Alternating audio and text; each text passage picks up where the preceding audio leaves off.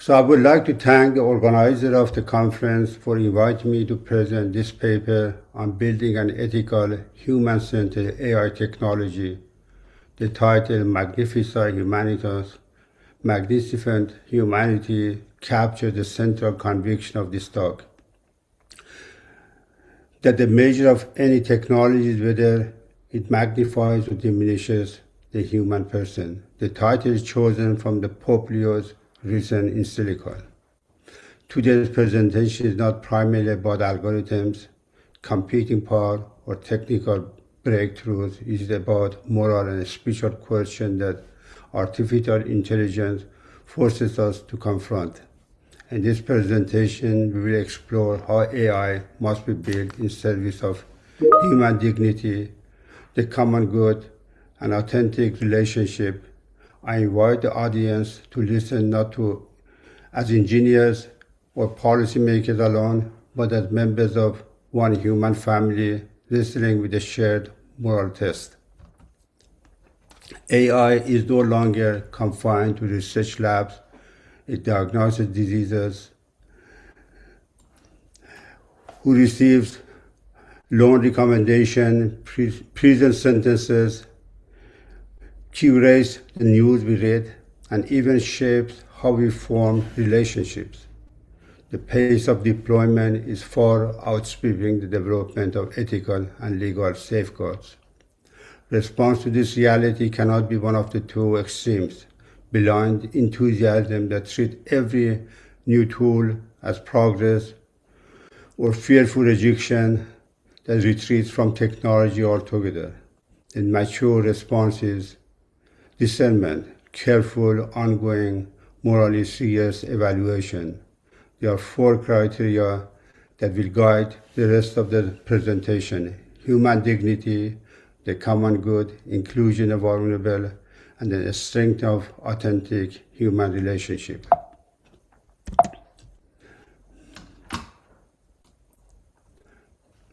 We are living through a transformative comparable in scale to the printing press or the industrial revolution, but happening far faster. AI now meditates some of the most intimate dimensions of human life: how we learn, vote, work, receive medical care, fall in love, and grieve or death. This is not simply an economic or technological story, it is a story about human identity. When machines begin to influence what we believe, who we trust, and how we relate to one another, the foundational question becomes anthropological. Who are we, and how shall we live together? Please hold this question throughout the talk. We can frame the moral choice before us using two biblical stories. The Tower of Babel is not condemned for being technologically advanced. It is condemned because it represents human ambition with no cooperation, a project of pride that concentrates power and imposes uniformity. By contrast, the rebuilding of Jerusalem under Nehemiah is a model of shared labor. Many hands distribute responsibility and cooperation in service of common life. The question is not whether to build, but what and how to build. This is directly connects to the Baha'i vision of human oneness. Any technology, no matter how sophisticated, that fragments, divides, or dehumanizes the human family is moving us towards Babel and not Jerusalem. This slide articulates the moral foundation of everything that follows. Human dignity, inviolable. It is not earned, granted, or revoked. It does not depend on what a person produces, owns, or achieves. This is a radical claim, and it directly challenges how the AI system operate today. Credit scoring algorithms reduce a person to a number. Hiring algorithms reduce a candidate to a pattern match. predictive policing tools reduce the neighborhood to a risk score. In each case, the danger is the same, confusing the person with the data profile. O'Neill's weapon of math destruction, Eubanks automating equality show that this is not a speculation, it is well-documented harm, often falling hardest on those already marginalized. Conviction, the warning tool is shared. Any civilization that loses the sight of sacredness of the human person will build inhuman systems, no matter how technologically advanced. We must challenge the widespread misconception that AI is just math and therefore objective. Every algorithm reflects human choices, what data to collect, what variable to weigh, what outcomes to optimize, what edge cases to ignore. These choices have moral consequences. Safiya Nobel's algorithm of operation illustrates how search engines and recommendations system can encode and amplify racism, sexism, and other forms of biases while appearing neutral. The technical surface of an algorithm can disguise deeply political decisions. This is why we must demand transparency, accountability, independent oversight, and clear human responsibility at every stage. Design, deployment, and governance. AI cannot be allowed to become a shield behind which power hides. We should acknowledge the genuine good that AI can do, supporting human relationships, assisting people with disability, tutoring students, providing healthcare information at scale, but we must be clear about the deeper risk. AI system can produce words that resemble warmth and care, but those words do not come from a personal subject capable of love, conscience, or sacrifice.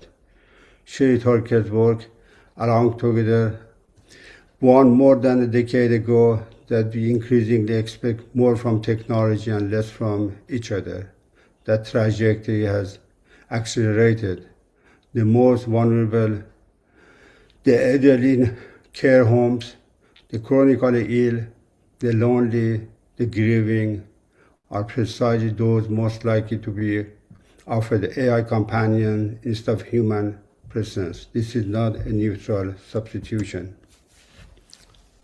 Now let's shift to one of the most urgent contemporary challenges. AI-driven crisis of truth. Generative AI can now produce convincing text, images, voices, and videos on unprecedented scale and minimal cost. Deepfakes can impersonate world leaders. AI-generated content can flood social platforms. Entire information ecosystem can be manipulated. Luciano Floridi and others have documented how this threatens the very foundation of democratic life. Truth is a common good, like clean air or public health. To govern AI does not belong to one religion. Let's turn to education, one of the domains being most rapidly transformed by AI. Nicholas Carr's The Shallow documents how digital media reshape cognition, fragmenting attention, weakening deep reading, eroding the capacity for sustained thought. AI accelerates this trend.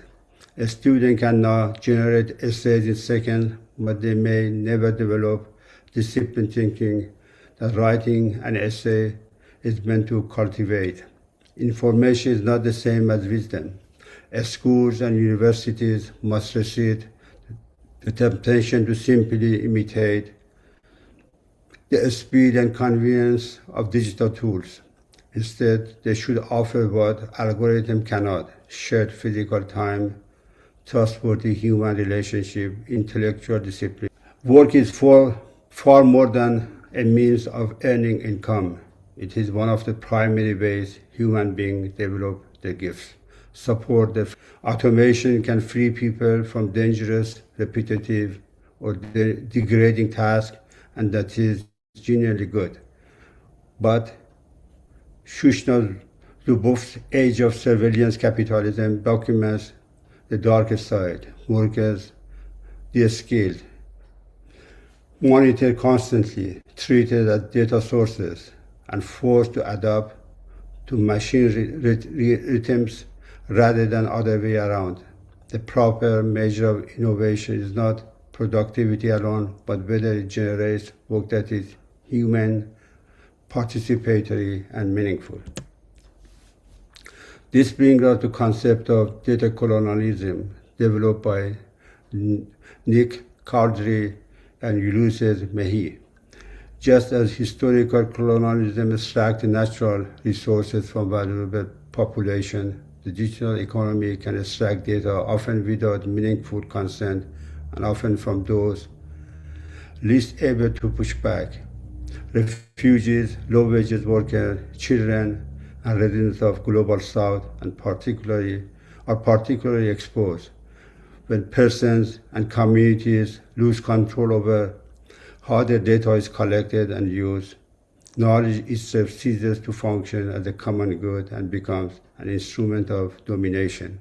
This is not an argument against entrepreneurship or innovation. It is an insistence that economic freedom must always be ordered towards the common good. Kantian principle holds the human person is always an end and never means. This is perhaps the most urgent and sobering topic in the entire conversation. Autonomous weapon systems, drones, and other platforms capable of selecting and engaging targets without direct human control are no longer hypothetical. The United Nations has been raising alarm about their development for years. The temptation is to believe that AI can make war faster, cleaner, more surgical, but this framing is dangerous.